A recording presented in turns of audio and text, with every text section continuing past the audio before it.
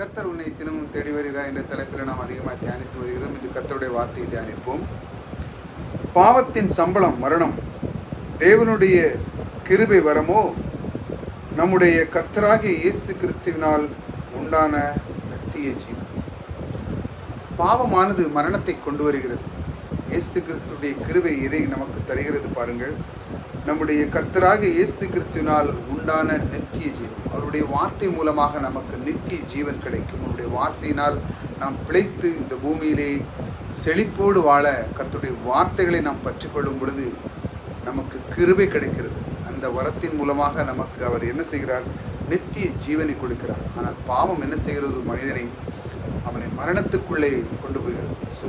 ஒரு சில நாட்களிலே அவன் மறித்து விடுகிற காலங்கள் வந்தது. ஏனென்றால் அவன் பூமியிலே வாழ வேண்டும் என்றால் கிறிஸ்துவை பற்றி கொள்ள வேண்டும். அவருடைய மீட்பை நாம் அறிந்து கொள்ள வேண்டும். அவருடைய சத்தியத்தை நாம் தெரிந்து கொள்ள வேண்டும்.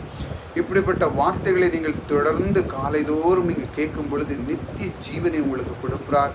உங்களுக்கு கொடுக்கிற ஆயுசு காலங்கள் அதிகமாக இருந்து இந்த பூமி உலகத்திலே கர்த்தருக்காக நீங்கள் வாழ அவர் உங்களுக்கு நித்திய ஜீவனை கொடுக்கிறவர் உங்களோடு கூட இருக்கிறார்.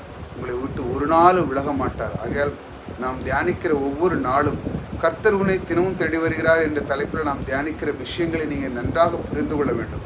அவர் உங்களுக்குள்ளே இருந்து நித்திய ஜீவனை கொடுக்கிறார் என்று அவர் சொல்கிறார். நான் உனக்கு நித்திய ஜீவன் தருகிறேன். நீ ஏன் பாவத்திலே போகிறார்? பாவத்தின் மூலமாக மரணத்தை தான் போகிறார். ஆனால் நான் உனக்கோ நித்திய ஜீவன் தருகிறேன் என்று அவர் உங்களுக்குள்ளே வாசம் பண்ண நீங்கள் இடம் கொடுங்கள். இந்த நித்திய ஜீவன் தருகிறவர் உங்களோடு கூட இருப்பார். கர்த்தர் உங்களை ஆசீர்வதிப்பார்.